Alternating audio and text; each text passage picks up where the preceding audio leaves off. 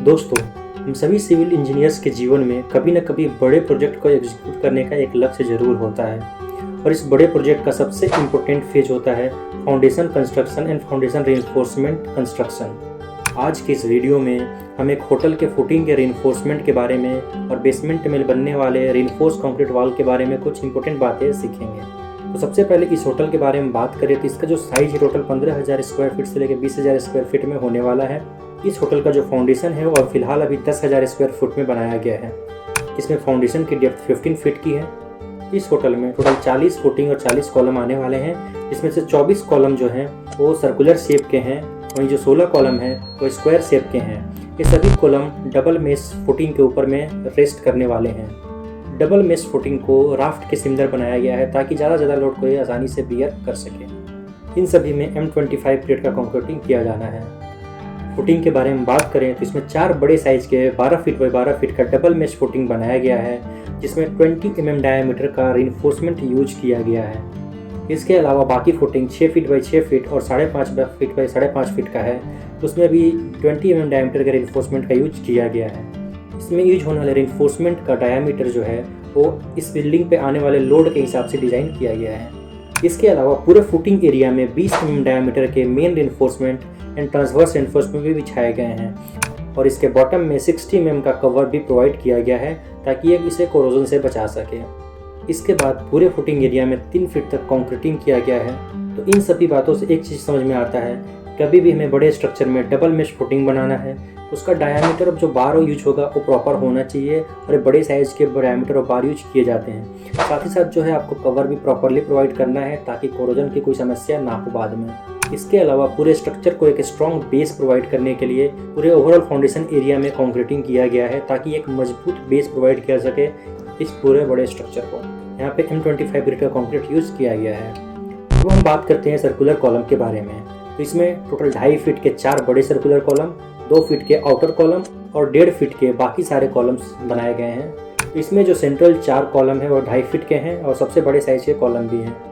Circular column के reinforcement के बारे में बात करें तो इसमें 32 mm डायमीटर के टोटल 6 मेन बार यूज किए गए हैं। इसके अलावा कॉलम को बकलिंग से बचाने के लिए कॉलम के सेंटर में 6 बार 25 mm डायमीटर के एक्स्ट्रा बार के तौर पे लगाए गए हैं।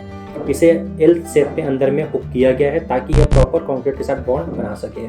इस कॉलम में 8 mm डायमीटर के हेलिकल रीइंफोर्समेंट लगाया गया है और इस हेलिकल रीइंफोर्समेंट में यूज हुए बार को 12 मीटर साइज के बार को कहीं पे भी कट नहीं किया गया है, मतलब एक ही 8 mm डायमीटर का बार पूरे स्ट्रक्चर में रोल करके लगाया गया है।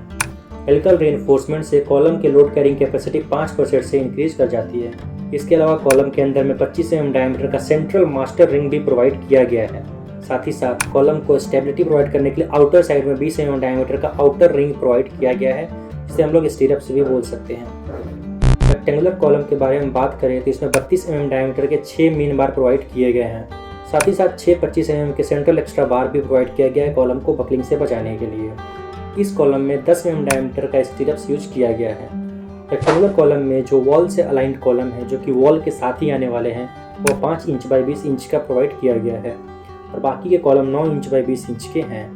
कॉलम में रेक्टेंगुलर स्टीरअप्स जो यूज हुआ है उसे 90 डिग्री और 135 डिग्री पे बेंड किया गया है, मतलब इसमें जो हुक है वो 90 डिग्री या फिर 135 डिग्री का है। तो अब हम बात करते हैं कॉलम के बॉटम में प्रोवाइड किए गए एक्स्ट्रा रीइंफोर्समेंट के बारे में। तो अगर एक व्हीकल बहुत तेज़ी से आके पार्किंग के बेसमेंट में कॉलम से टकराता है, जबकि व्हीकल को बैक करते टाइम वो कॉलम से टकराता है तो कॉलम के डैमेज होने के चांसेस बढ़ जाते हैं। इस डैमेज से बचाने के लिए हमने कॉलम के बॉटम पे एक्स्ट्रा रीइंफोर्समेंट प्रोवाइड किया गया है। यहाँ पे 8 mm डायमीटर के बार से एक केज बनाया गया है, जिसे पेडेस्टल कॉलम भी कहा जा सकता है। इसकी हाइट 3 फीट रखी गई है और यहाँ पे M30 ग्रेड का कंक्रीटिंग किया जाएगा। यह पेडेस्टल कॉलम हमारे सर्कुलर कॉलम को डायरेक्ट डैमेज से भी प्रिवेंट करेगा। बेसमेंट में बनने वाले RCC वॉल के बारे में बात करें, इसमें 12 mm डायमीटर का रॉड यूज किया गया है। साथ में 9 इंच बाई 20 इंच का प्राइमरी एंड सेकेंडरी बीम भी प्रोवाइड किया गया है, जो कि हर 4 फीट के बाद प्रोवाइड किया गया है। टोटल वॉल थिकनेस के बारे में बात करें तो कंक्रीटिंग के बाद यह इसका थिकनेस 14 इंच का होने वाला है। बीम में 20 mm डायमीटर के और 16 mm डायमीटर के रॉड्स का यूज किया गया है और हर 150 mm के बाद स्टीरअप्स प्रोवाइड किया गया है। वहीं स्पेसिंग को रिड्यूस करने के लिए आउटर रॉड्स को हुक के थ्रू भी ज्वाइंट किया गया है। हुक्स को अल्टरनेट लेयर में भी प्रोवाइड किया गया है ताकि दो बीम के बीच की स्पेसिंग हमेशा कम बनी रहे और जिसके कारण से फेल्योर के चांसेस को रिड्यूस किया जा सके। इसके अलावा जिस पोर्शन में water tank and sewerage tank आने वाला है वहाँ पे वॉल के बाहर में एक्स्ट्रा मेश प्रोवाइड किया गया है सेफ्टी पर्पज से, ताकि वाटर के प्रेशर से वॉल को डायरेक्टली डैमेज से बचाया जा सके। अब हम बात करते हैं इस कंस्ट्रक्शन के बारे में। तो आप ये जो काम देख रहे हैं ये कंक्रीटिंग से पहले लगने वाले फॉर्मवर्क को सपोर्ट करने के लिए लगाया जा रहा है। इसे वॉल स्टार्टर भी कहा जाता है और इसका अलाइनमेंट को धागे से प्रॉपरली चेक किया जा रहा है। इसी तरह का स्टार्टर कॉलम में भी लगाया जाता है जिसे कॉलम स्टार्टर कहा जाता है। यह फॉर्मवर्क को सपोर्ट करेगा और कंक्रीटिंग के टाइम में आसानी होगी। इसके बाद बेसमेंट में व्हीकल के आने के लिए रैंप भी बनाया गया है। रैंप की चौड़ाई 24 फीट की है और रैंप का जो स्लैब है उसका थिकनेस 9 इंच का रखा गया है। इसमें 32 mm डायमीटर का मेन रिइंफोर्समेंट और 25 mm डायमीटर का ट्रांसवर्स रिइंफोर्समेंट यूज किया गया है। तो दोस्तों इस वीडियो से हमें समझ आया कि कभी भी हमें स्ट्रक्चर बनाना है तो उसका रिइंफोर्समेंट प्रॉपर्ली डिजाइन होना चाहिए, उसमें यूज होने वाला स्टीरअप्स का साइज प्रॉपर होना चाहिए, हुक्स प्रॉपर जगह पे प्रोवाइड करने चाहिए, सही तरीके से column starter and beam starter का अलाइनमेंट होना चाहिए, आरसीसी वाल में प्रॉपर जगह पे हुक प्रोवाइड करना चाहिए ताकि स्पेसिंग को रिड्यूस किया जा सके।